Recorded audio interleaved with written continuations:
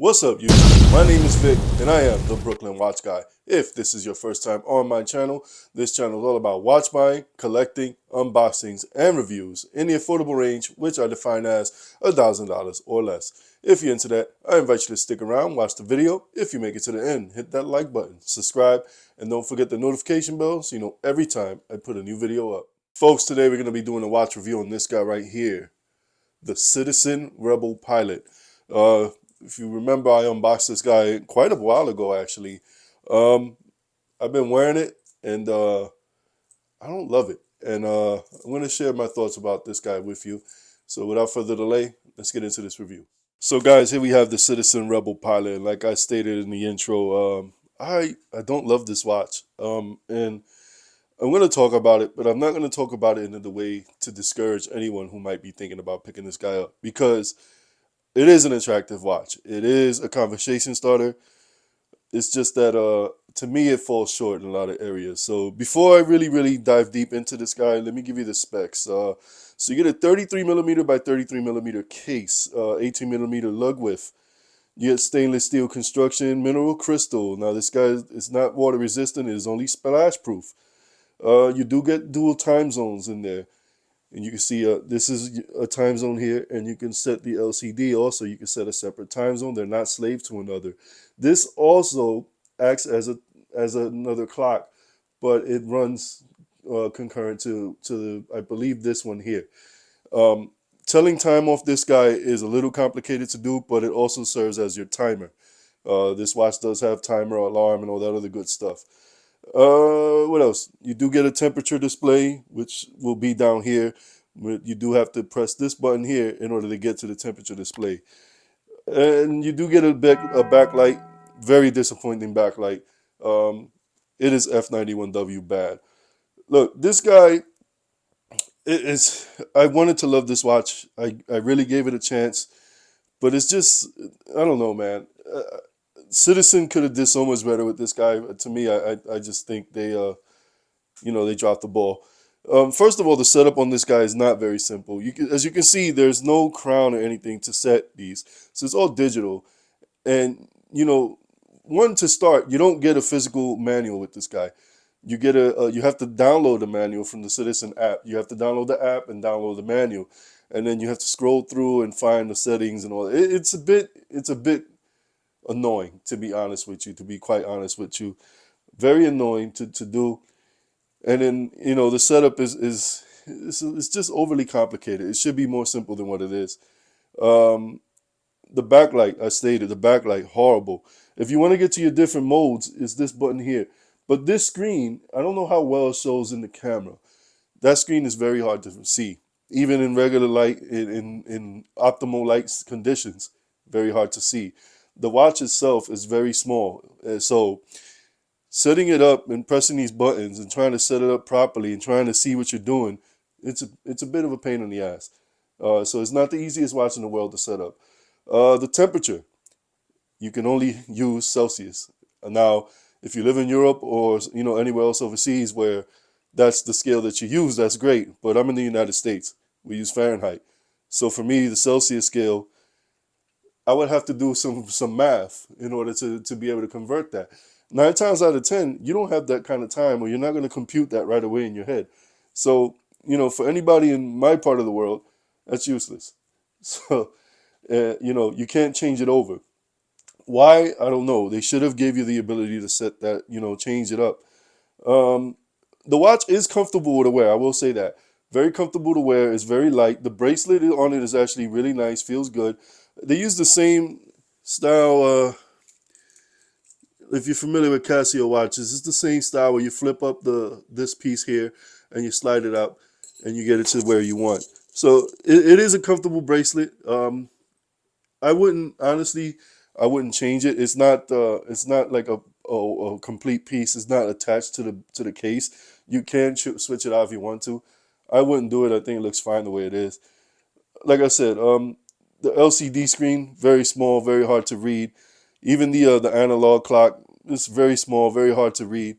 When you're going into the settings, it's a line that shows up here which tells you what setting you're at, but it's also very small, very hard to read. And that backlight, it may as well just not even be there because it is horrible. It is useless. Um, I bought this guy because I'm a Star Wars fan. I love the franchise, and to me, this is the most attractive watch that Citizen offers. Using the Star Wars theme because they do have quite a bit of offerings. Now there is another one that I do like a lot too, and I will probably end up picking that guy up. But like I said, overall the guy is attractive. It's an attractive watch, but to me, I don't know, man. It just falls short. I'm not in love with this watch, and I don't wear it as much as I thought I would, and that sucks, man, because it is a really really nice piece. So with that said, ladies and gents, let me give you guys my final thoughts. I almost forgot to give you guys my on wrist look, but you can see it here.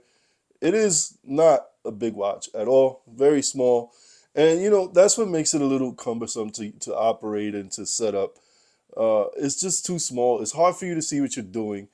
Unless you're like in an optimal lighting setting, it's very hard to see what you're doing. It's very hard to read those screens and that clock. But I mean, like I stated, you can see I get no overhang on this guy. It's a nice watch. It may look like it's a little overhang here, but I do have a deformity because I broke my arm a very long time ago. It never healed properly, so that's why it looks funny there. But yeah. So this is what it looks like on my wrist. Now let me give you guys my final thoughts. So, folks, what do I think about the Citizen Rebel Pilot? It's an attractive watch. As a Star Wars person, as a lover of the franchise, when I saw that, I immediately jumped to it.